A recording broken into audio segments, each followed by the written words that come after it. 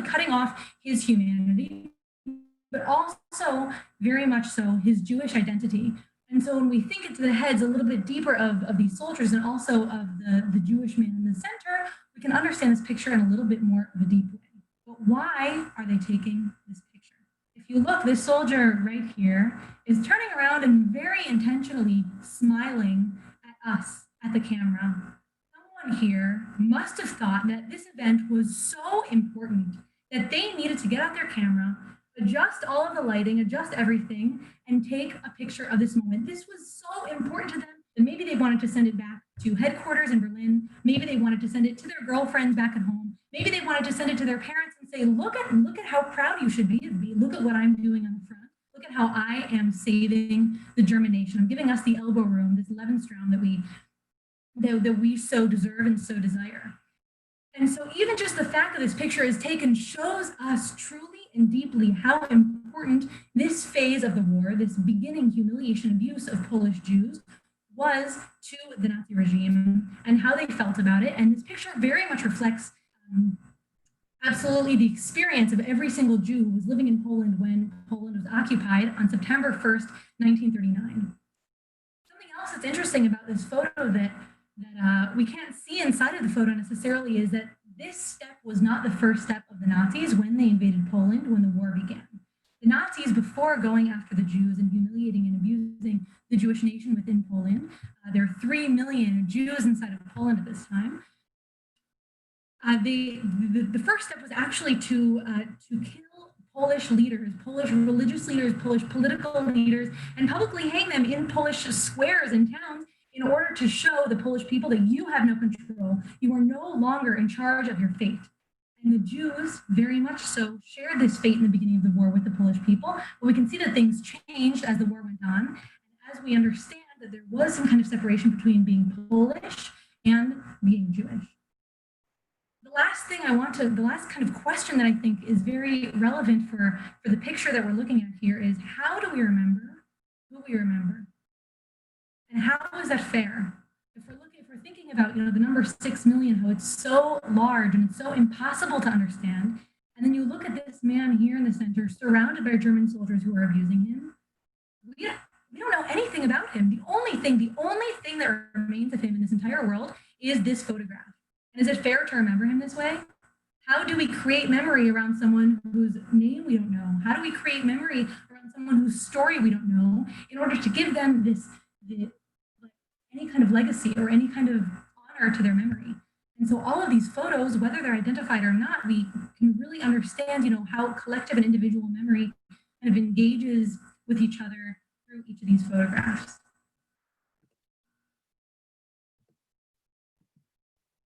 The second photo I'd like to discuss with you is kind of from the next phase of the war. After the Jews in Poland, as well as in many other countries, but right now we're kind of concentrating on Poland. Most specifically, most of these photos are going to be from Warsaw and the Warsaw area. The next phase of the war was ghettoization, this physical separation of Jews. After the Jews had been branded with, we can see here, Adam Chernyakov is wearing this star. Specifically, I know most of us recognize the yellow star, this patch that people were forced to wear on their clothing, on their coats when they walked around in public. However, the Jews and the general government in Nazi-occupied central Poland were forced to wear an identification that looked like this. It was a white armband. Jews were branded as Jews publicly, right? They're losing essentially the even ability to be able to express themselves, to be able to share their name, to be able to say who they are. And then they are forced into ghettos. Now, something that's important for us to understand about ghettos is that a ghetto is a temporary solution for a problem that the Nazis had not yet. The Nazis had a number of different plans for where they were going to put the Jews before they really understood even what the final solution was. They had a plan specifically to maybe put all the Jews in Madagascar, but logistically that didn't work. And number one, to put all of them in a camp in southern Poland, and all these plans were logistically too difficult. And so the easiest thing to do was to take a large Jewish community, put a wall around them, and enclose them and cut them off from the rest of their world, from the rest of everyone around them. And that's exactly what happened in about the 1,000 ghettos that existed in Eastern Europe. The photo that we're looking at now is a photo of the head of the Judenrat, which is the Jewish Council of Warsaw. Warsaw, before the war, was the largest Jewish community in Europe. It had over 350,000 people. This massive, beautiful, booming community. At that time, it was bigger than New York. Jews who were secular, Jews who spoke Yiddish, Jews who were religious, Jews who engaged in theater. Every kind of person you can imagine on the Jewish scale existed in Warsaw. And the Nazis understood when they closed off the Warsaw Ghetto in November of 1940 that the Jews likely wouldn't listen to the rules that the Nazis were giving out, to the commands that the Nazis were giving out. And so they thought, of course, so who will they listen to? They'll listen to their own leaders. So they organized a body called the Judenrat, this Jewish council, for the Nazis would give laws and commands to the Judenrat, and the Judenrat would in turn give commands to the Jewish community. And Adam Chernyakov was the head of the Judenrat in Warsaw. It was a 24-person Judenrat, which is absolutely huge. Now that we know a little bit about who Adam Chernyakov is, I'd like for us to look a little bit more deeply into the photograph and try to understand some things more deeply about who he is as a person and what the Nazis want us to understand about him. This photo that we see of Adam Chernyakov is actually a Nazi propaganda photograph. So we ask ourselves, why are they photographing the head of the Warsaw Judenrat? What do they care? What do they want us to know about him? Who is this picture for? So if we take a look at a couple things in the room, we understand that there is something absolutely fishy about this picture.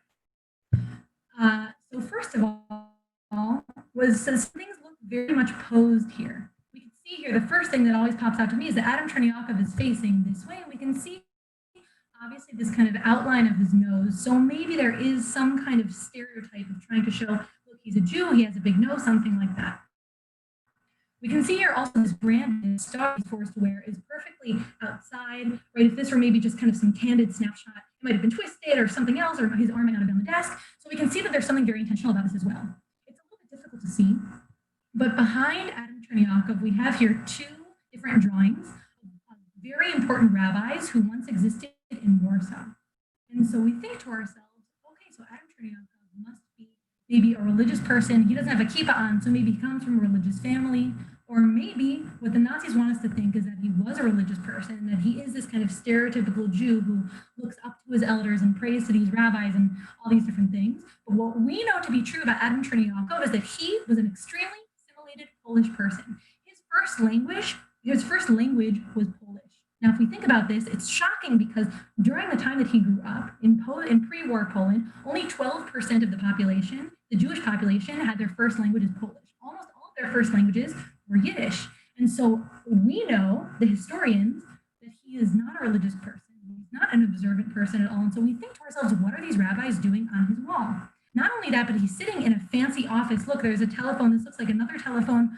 How is it that in the situation of the ghetto, which I'm sure you guys have heard about ghettos before, we know they're cramped. We know people are starving. We know it's an extremely difficult situation that, thank God, we'll never be able to even imagine. But how is it that he is sitting in such a fancy office in terms of this whole context? Now, it could be true, it could not be true, but it is a good question for us to have. The last thing that's really fishy about this photograph is the menorah over here on the side. Now you see on the bottom of the picture, I've captioned it, that this picture was taken in July of 1942. And we all know that Hanukkah does not happen in July, and especially not the 8th night of Hanukkah. You can see that all of the candles are lit in this picture. So what are the Nazis trying to tell us? Why would they put a menorah in this photograph of the head of the Judenrat of Warsaw? And we think to ourselves, maybe that they are using our symbols against us. Because what does the menorah really symbolize? The menorah is a symbol of freedom. The menorah is a symbol of redemption. Hanukkah is a holiday in which we celebrate the rededication of the temple, the autonomy of the Maccabees over Jerusalem. The Nazis are laughing at us. They're laughing at us by putting a menorah there. They're laughing at Adam Chernyakov, and they're laughing at Jewish freedom and trying to use the Judenrat as a pawn and say, look how free you think you are. We are really in control. A quote from Adam Chernyakov's diary that really explains, I think, also a little bit more deeply about maybe how he felt about his role and maybe how that's different to us in this picture. Many people hold a grudge against us for organizing play activities for the children, for arranging festive openings of playgrounds, for the music, etc. I'm reminded of a film. A ship is sinking, and the captain, in order to raise the spirits of the passengers, orders the orchestra to play a jazz piece. I had made up my mind to emulate the captain. And he writes this also in July of 1942, just before the great deportation of the Jews of Warsaw, and during the same month as this photo is taken. And so what can we really understand about the way he sees himself? And in terms of the fact that he sees himself as a captain of a ship that is sinking. He knows what's happening, but he's still organizing play activity. He's still trying to create things for the ghetto. And so we think to ourselves also, what is his relationship in terms of all of this and how the Nazis want to portray him to the rest of the Jews in his community? How do the Jews in Warsaw see the Judenrat?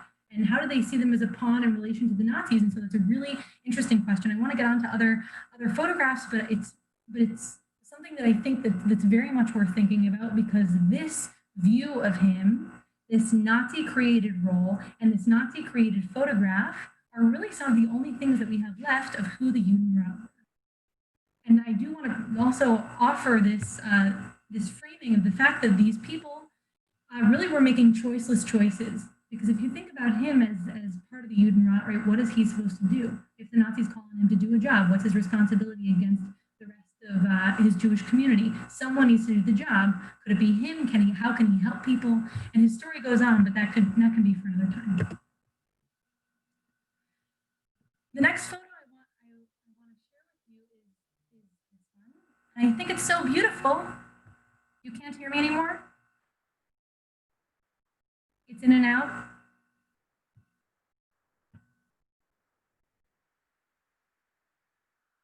Are we okay?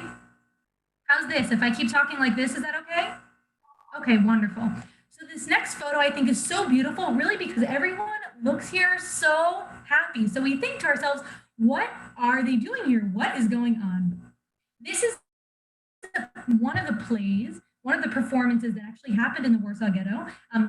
In the very beginning of the ghetto, in the end of 1940, the ghetto was closed in November of 1940, and so we see here this beautiful depiction of one of these plays, and we think to ourselves, okay, so who is taking this picture?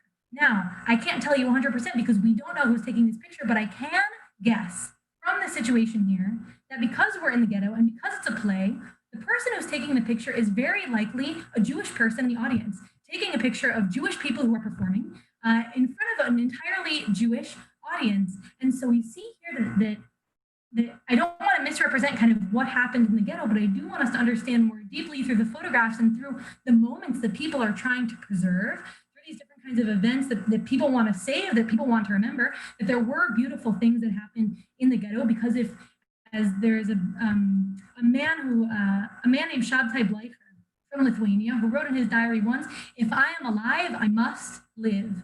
And so we see exactly that happening here. People are performing. There are actually 7 theater groups, theater kind of troops inside of the ghetto. And so we understand that people inside the ghetto, just as Adam Chernyakov wrote, are still trying to engage in creativity. If they're alive, they still must live. And this moment was obviously very, very important, not only for the audience or for the actors, but also for one of these people who's sitting by and saying, wow, I want to remember this. Look at this ray of light that is happening in the ghetto. Maybe this will keep me going. There's another beautiful story of one of the survivors of the Warsaw Ghetto, actually, who I'm recollecting. Her name is Mira, and she said, once I saw a play, I spent all of my money in Warsaw to see a play, and for the rest of the time I was in the ghetto, I replayed the play over and over in my head, and it kept me going. It kept me alive because I remembered how joyful that truly was. And so this picture really preserves that kind of moment here in the ghetto. Okay. The next photo I'd like to share with you is a photo of a collection from about 400 photos from what's called the Jewish Social Self-Service, and a number of photos that they took, what we think for the JDC, for the Joint Distribution Committee. In the beginning of the Warsaw Ghetto closing and the Jews being cut off from Warsaw, we know that a certain amount of money was being funneled into Warsaw, also from the Jewish self-help service in Warsaw, trying to support the people in their community, but also coming in from the American organization, the Joint Distribution Committee. And a lot of that money was being funneled through the JDC's branch inside of Warsaw. What we can see here is from a collection that was taken that was taken inside of Warsaw, and these 400 photos that were found in a photography lab inside of Warsaw. We are almost 100% sure that the person who took these photos was a man named Baum, a Jewish man whose last name was Baum.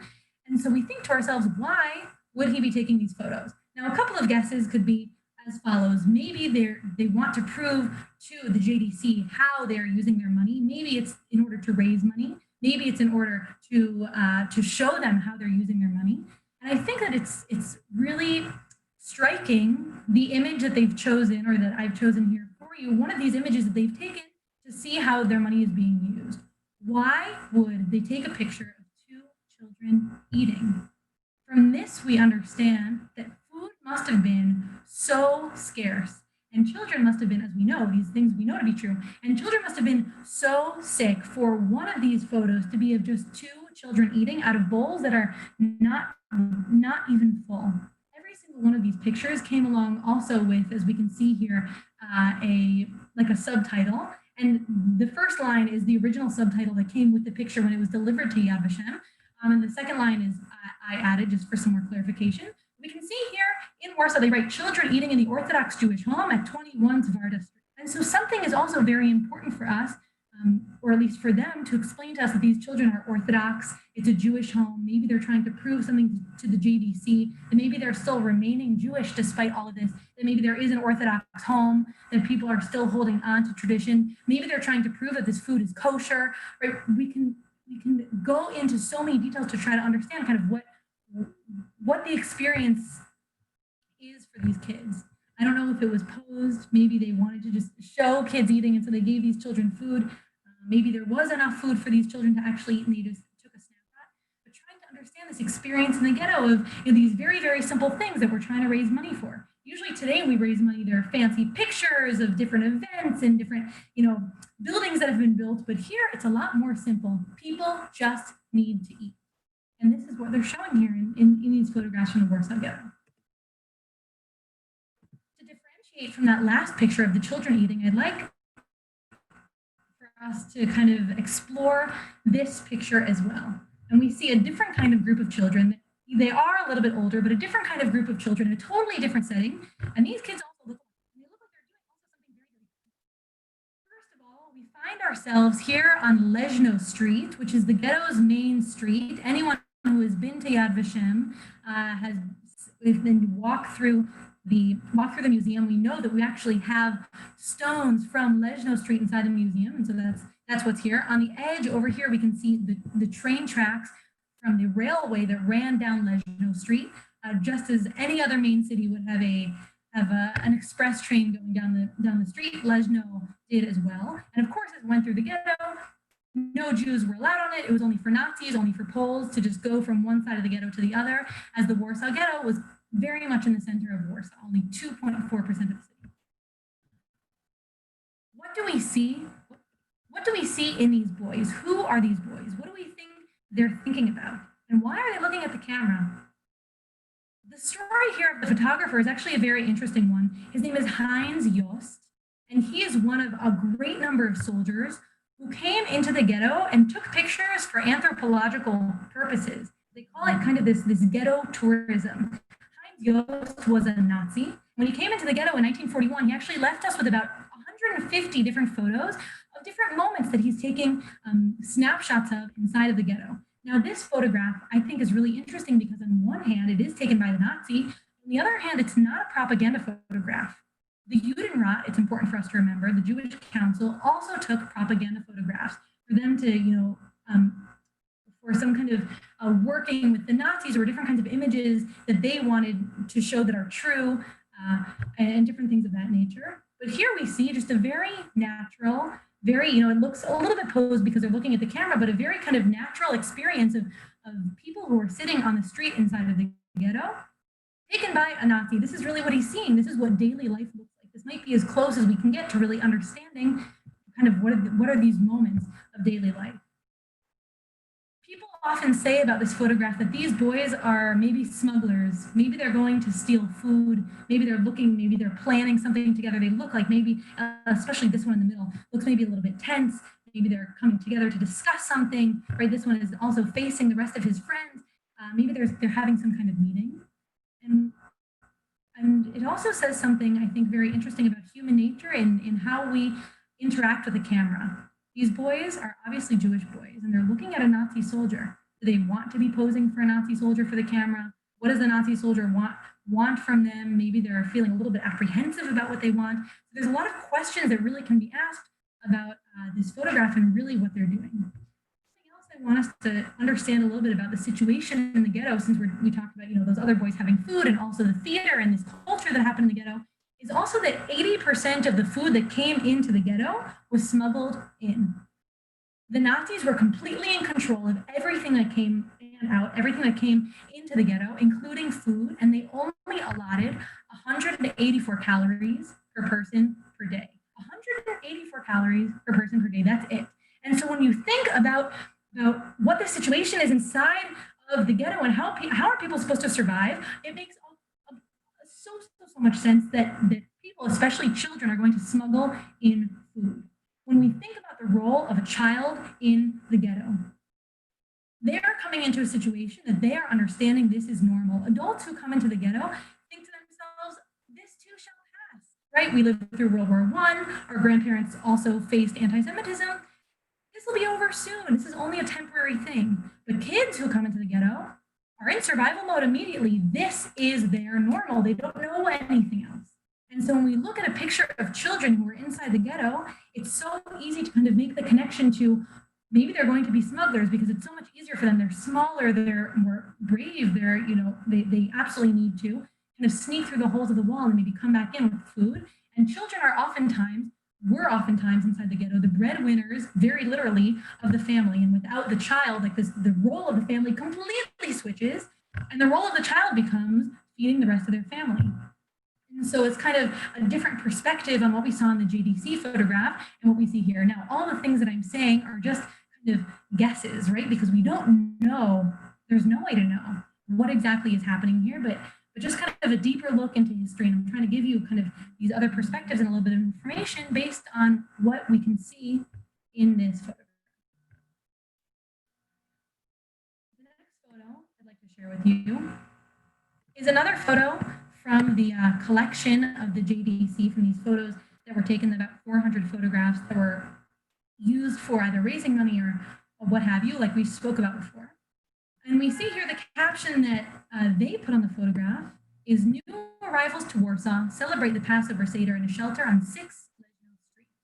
So we know already that we are actually on the same street that we saw before, where the boys were sitting on the street barefoot, maybe ready to try and find some food. And this picture tells us a greater story about who does a Jewish person become inside the ghetto. I think that's what I see in this photograph. When the war began, a lot of refugees came from all around Poland and flocked immediately to Warsaw. Why? Warsaw was the largest Jewish community in Europe at that time. Maybe they thought that things would be safer there for the Jews, they would have some kind of protection, things would be more okay. And so many refugees came into Warsaw. All of the Jews inside of Warsaw and its suburbs, which comes to the number of about 450,000 people, are shoved into 2.4% of the city. The Jewish population of Warsaw was 1/3 of the population of the whole city, but they were forced into 2.4% of the city, a very small area. And so one of the things that we can see here is that it's a crowded Seder. There are people standing, not everyone is sitting. So we understand, even though it's a little bit posed, something about the crowding here. We're not really sure, how posed this photo is, because it's a good question. Would a Jew take a picture of another Jew doing something related to a holiday on a holiday, right? You're not supposed to take pictures on a holiday. So that's also an interesting question, kind of what's happening here. But it very much looks like a Seder. And we can see here, which is kind of shocking, there's matzah on the table, there are candles, they have eggs, they have food, everyone looks dressed well, they don't look totally emaciated. And we know that, of course, as from the ghetto hasn't been fully closed yet, already in the spring of 1940, but we understand the situation of kind of how things are being created here and why would a Jewish person want to take this picture for money-raising purposes? We can understand a little bit that when Jews are forced into the ghetto, a big question that's going to come up for them is, how is my Jewish identity going to change? We think about, people who are forced into the ghetto because they're Jewish. How are they going to now react to their Jewish identity? Are they going to be more observant as kind of a way of resisting, as a way of revolting, this kind of spiritual resistance and saying, I'm here because I'm Jewish and I will not give up on my identity? And in that way, have a Passover Seder. And also, people are hungry. Do they decide to keep kosher? Do they not keep kosher? In terms of the Jewish idea of pikuach nefesh, of saving your soul, of making sure that life comes before everything else, even kashrut. So all of these kind of Jewish questions that rabbis in Warsaw are discussing the entire duration of the ghetto and saying, what kind of way do we look at the Torah? What kind of way do we look at Jewish law in terms of the situation of the ghetto? And so here they're having a Seder, which is incredible. But not only are the questions of observant people who are questioning their Jewish identity here are good questions, but also there are people who are not Jewish inside of the ghetto. There are 2 churches in the Warsaw Ghetto. Why? Because there were Christians in the ghetto. The Nazis determined anyone who was Jewish as someone who had one Jewish grandparent. Now that means that there are people, and there are lots of people in the world who have one Jewish grandparent, but they don't consider themselves Jewish. Right? Maybe they've converted, maybe they didn't grow up Jewish, maybe it's just not important to them. And so how is their Jewish identity per se changed by the situation in the ghetto? And so this is something that I think people oftentimes look over, this whole idea of Jewish identity. But this picture kind of presents that question to us in a very clear way.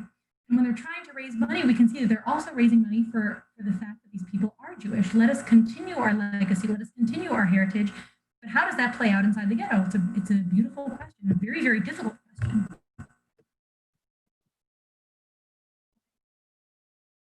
The next photograph is actually, we're taking ourselves out of Warsaw and just to the edge of the Nazi-occupied general government. And I'd like to introduce you to a man named Mendel Grossman. Mendel Grossman was a photographer before the war began, and his passion was to take pictures of movement and colors and nature. He loved photography. When the ghetto in Lodz was closed in May of 1940, Mendel Grossman finds himself with a job in the statistics office of the Judenrat. So he's working for the Judenrat, but he's not necessarily part of the Judenrat. And as his role in the statistics office, he is meant to take pictures of all the different kinds of things that are going on, that are like officially going on with the Judenrat and with the Nazis inside of the Lodz ghetto. So he's meant to take pictures of the workshops and different kinds of works, different kinds of jobs that the Jews are doing for the Nazis and recording very official things. But Mendel Grossman takes this opportunity to do what he knows is best for him to do, takes pictures of the reality of what's happening inside the ghetto, of the people in the ghetto. There's even pictures that he has that are being taken of transports out of the ghetto when people are being sent to their deaths in Chelmno. This picture, I think, is really interesting because it's obviously posed by Mendel Grossman. How does he want us to remember him? If we think about him for a second, this picture was taken after the ghetto was created. There's also a clue because he's wearing his yellow star that he's forced to wear, and we know he's inside the ghetto. So something important that he's telling us here through this photograph is, even when I am in the ghetto, I am me.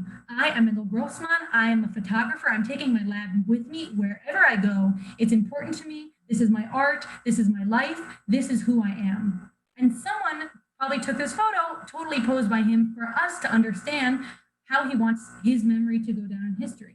He also worked with another famous photographer who actually survived the ghetto, a man named Heinrich Ross, but we'll talk about him another time. So this also brings us back to the question we asked in the beginning of, how do we remember who we remember? How do we remember these individuals? And how do people want to be remembered? And so Mendel Grossman, it's interesting because he somehow has control of how he's going to be remembered, right? He is a photographer. Something that he's doing is going down in history and hopefully will be saved. Mendel Grossman actually was killed. He was murdered at the end of a death march in April of 1945. And they say that he still had his camera in his hand. And so we understand from this picture very much about him, about who he was, and how he saw himself in respect to the world. I want to share with you one of the pictures that Mendel Grossman took, and this photograph is of his father. One of the things that Mendel Grossman liked to do the most is that he liked to take pictures of his family as the ghetto was progressing and the situation was deteriorating. And this is one of the earliest pictures that he took of his father inside of the Lodz ghetto. How did he want his father to be remembered? How did he want us to understand what Jews were doing inside the ghetto, what his family was doing inside the ghetto?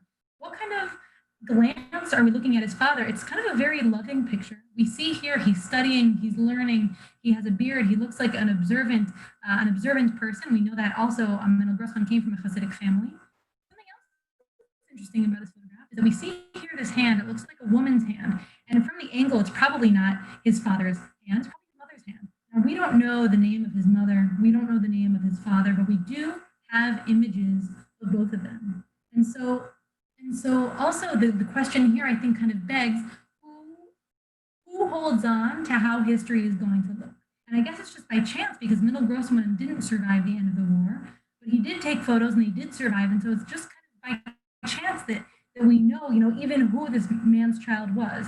And it's by chance also that his child was a photographer so that he could be remembered. And so each of these questions of collective memory can keep going and going and going. But this is how Mendel wanted to remember his father. I'd like to take us to kind of the next phase of the war after ghettoization. And one of the next phases is the concentration camps and the death camps. Looking at this photo, what do we understand is going on? What is happening here? Who is coming off of the train? Where are they going? Where are they coming from? What kind of people are coming off the train? How do we understand what the situation is? What we're looking at right now is a photograph that's taken as part of a series of about 200 photographs. It's called the collection is called the Auschwitz Album. The Auschwitz Album is a collection of photographs very much like this that all show the deportation of Jews from exclusively Hungary to Auschwitz. Now, it's interesting that pictures are being taken of the transports from Hungary because the Hungarian transport was the single largest deportation of any Jewish community anywhere in Europe to Auschwitz.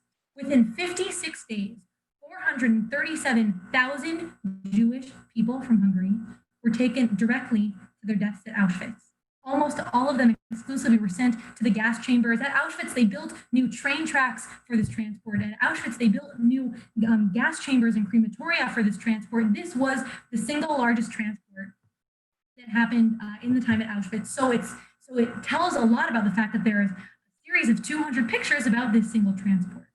We know that all of these pictures were taken by a pair of Nazis who worked at Auschwitz, who took ID photographs for all of the prisoners who were coming in, not going directly to their deaths in gas, rather prisoners who were coming in to be prisoners and living in the barracks and do dirty work for the Nazis, being Sonderkommando and those different kinds of jobs. And so we understand that this is a big deal for them. They're taking photographs, and we can see here they're old people, they're young people. The only person in this photograph who's looking at the camera is this child right here. You can only wonder what he's thinking, right? They're too busy to even notice they're being photographed because they're so busy with the questions of where are we? What are we doing here? Yes, maybe we're moving east. What's going to happen to us? Where is my family? This is before even people are separated from their families. They're separated men and women, right? This is before this kind of moment of climax where they have no idea what's happening. And the Nazis are keeping them in the dark, very, very much intentionally. Now, how did we get this photograph? If this seems to be kind of like a more private photograph of the Nazis. At the very end of the war, when Auschwitz was liberated, there was a woman named Lily Jacob who was on this transport. Lily Jacob was on this transport. She was a Hungarian Jew, and she was brought to Auschwitz when she was 18 years old. On this train platform, she said goodbye to her family and never saw them ever again. By the time the war had ended, Lily Jacob was in a place called Dora, a camp Dora that was just outside of Auschwitz.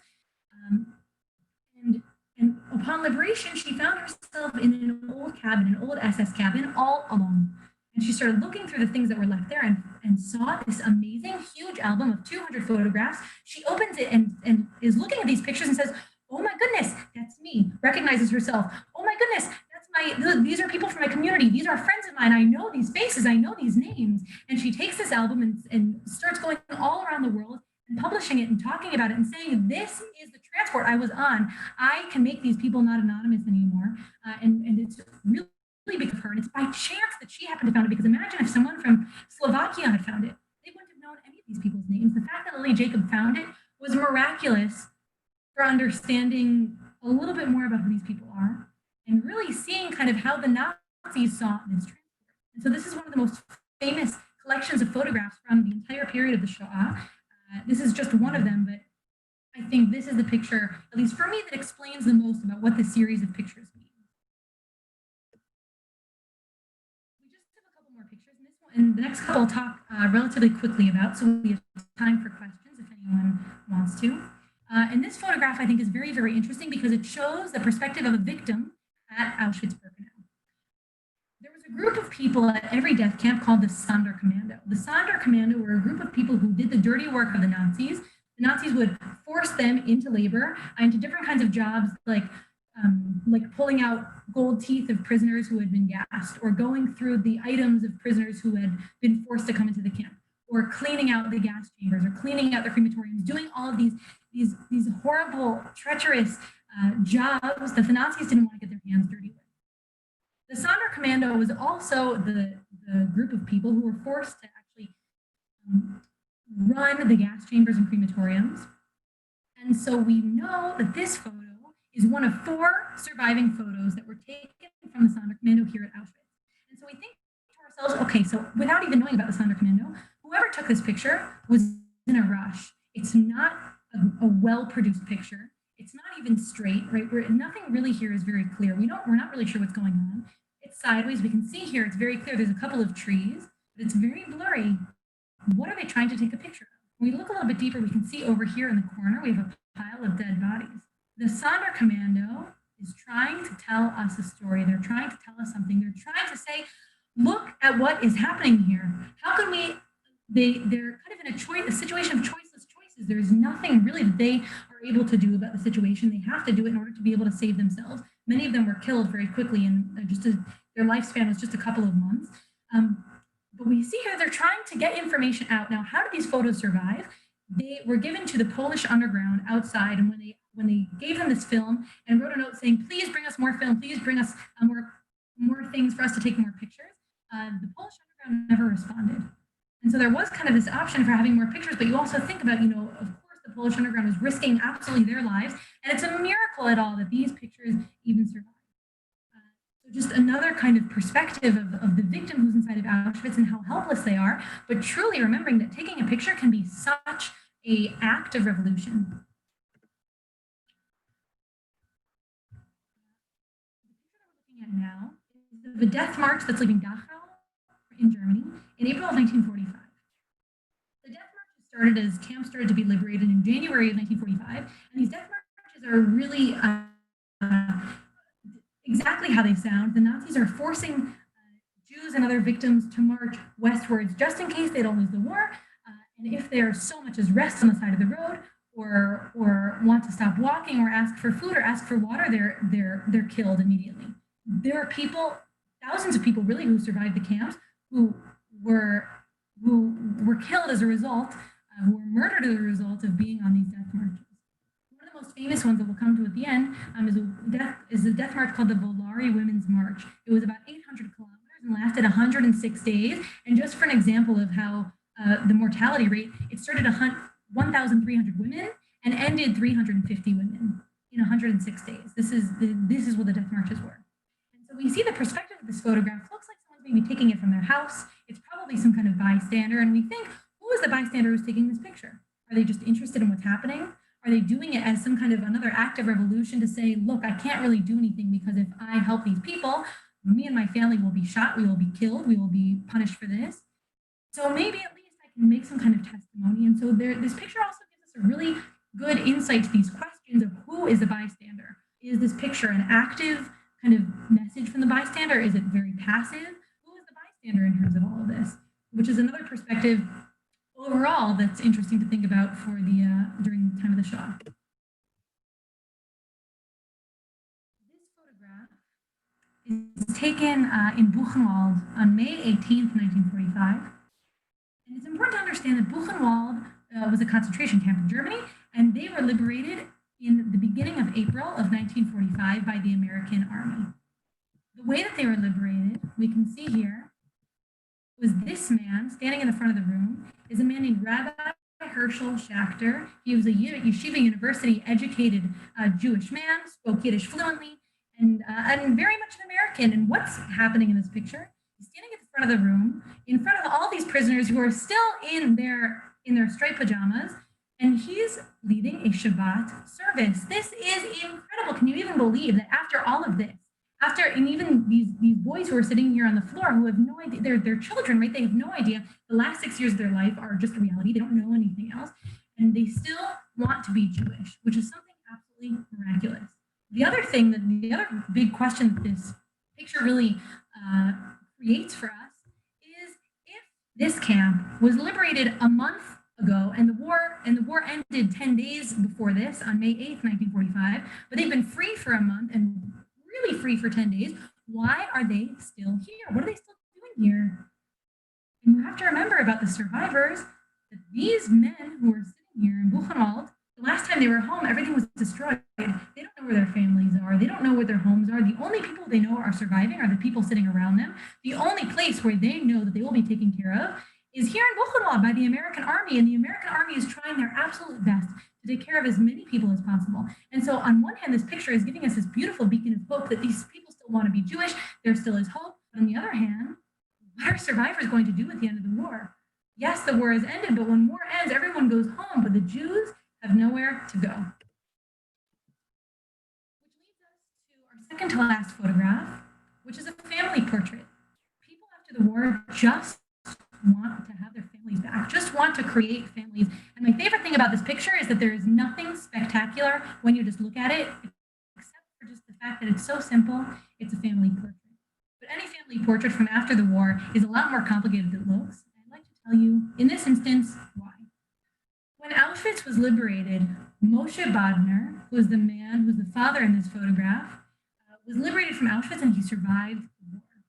At the end of the war, he's walking around Auschwitz, and all of a sudden, behind a pile of bodies, he sees a pair of eyes, this little boy, pop out at him, and he's shocked. What is a child doing in Auschwitz? The children, usually under the age of 10, 12, would be immediately sent to the gas chambers. What is a child doing here? How did a child survive? He looks at this child and starts to talk to him. Child, who are you? Where are you from? And the kid just tugs on his pants and says, will you be my father? Moshe adopts him. This boy's name was Elias Gottesman, but he adopts him and renames him. He was about 4 or 5 years old, renames him Menachem, gives him his last name Badner. And then after the war, in a displaced persons camp, Moshe Badner and his new son Menachem Badner meet Lola, who was a survivor from the Volari Women's March. And these two get married, and they've now created a family. Which you think just for a second there, we have 3 separate people from 3 separate families who are probably the only surviving members of their families, are now coming together. Why? Because they can't be alone. They don't want to be alone. Menachem Badner was raised in a beautiful home. Their family was wonderful. They ended up moving to Israel. They gave him everything he could possibly want. And after Menachem Badner got married, his parents decided finally to tell him the story of his adoption, and Menachem Badner was shocked. He said, you know what? I remembered something, maybe having a twin, and like a very long time ago, I have these memories, but they're deep down inside. I don't ever really want to relate with them. And I always kind of wondered what they were. And his parents decided to tell him, your name is really Elias Gottesman. We adopted you because you survived Auschwitz. And he was horrified because on one hand, he thought, there's all these things that I haven't been thinking about for so many years, but now I understand that they're true. But he decided not to really deal with them until he reached the age of about 70, 68, 70, when he finally thought, you know what, I think it's time to find out who I am. I think it's time to try and find my brother. Menachem Badner reaches out to a genealogist named Ayanakim Ron, and he gives her all the information. He shows the number on his arm, A7733, and says, you know what, I think that I was one of Dr. Mengele's children from these twins. I'm pretty sure that I had a twin brother, and he did tests on my brother, and I was the one who survived, but I don't know who my brother is. I'm assuming he has a number that's very close to mine. Please help me find out who I am. The only thing that she found by cousins that she had found through distant relatives that existed in California. And this was the only kind of touch of family that he had had of his birth parents, of Rosa and Ignaz Gottesman. They found out that his brother name was Jano, and they realized, who the names of the family were. He even found out his real birthday. He never knew really how old he was. And this photograph, if we're talking about the significance of photographs, was the only, he didn't even remember what his parents looked like. This is the only touch of anything that he has of where he came from, of who his parents were, of who his biological family was. And we think to ourselves, it's unbelievable that we have all these different photographs that really are telling the story, that we're trying to tell the story and recreate this legacy and this history and this narrative of these individual people who make up a much greater story. And the way that we can do that so clearly is through these photographs, what they mean to people, and the story that they tell, and through who the photographers are and through who the subjects are. And so thank you very much for listening today. I really appreciate all of you coming and being present here. And if anyone has any questions, we have a couple minutes left, and I would be overjoyed to answer anything.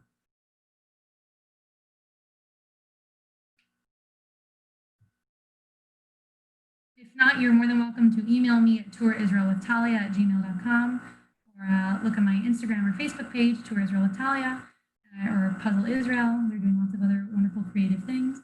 And so I'll be here for a couple more minutes if anyone has any questions. And if not, thank you so much. And I hope you have a beautiful day. It was wonderful. Thank you. Thank you, Susan. I learned a lot. Oh my God. Same. Thank you. Thank you. Very informative and interesting. That's Iris. Thank you, everyone. Fascinating.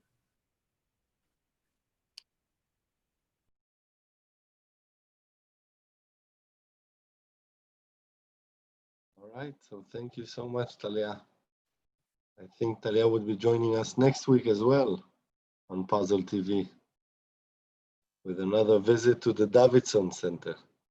So if you I'll got be young there. kids, you better bring them around when Talia's there. Thank Cheers, you. everyone. Good night. Right. Good morning. night. Good night. Good night. Bye.